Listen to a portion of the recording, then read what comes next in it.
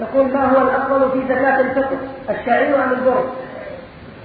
الأفضل هو الشعير، لأن النبي صلى الله عليه وعلى آله وسلم فرض زكاة الفطر كما في الصحيحين من حديث أبي سعيد وحديث عبد الله بن عمر، أحدهما يكمل الآخر: صاعا من تمر أو صاعا من زبيب أو صاعا من شعير أو صاعا من عادق.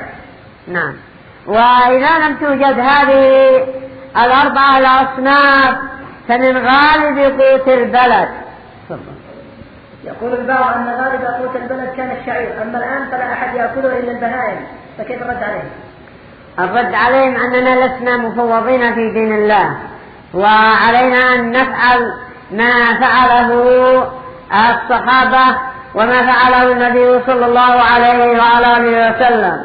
أنس بن مالك عند أن رأى رسول الله صلى الله عليه وعلى آله وسلم يتتبع الدباء من أطراف الصحفة، صار يتتبع الدباء وقال: لا أزال أحبه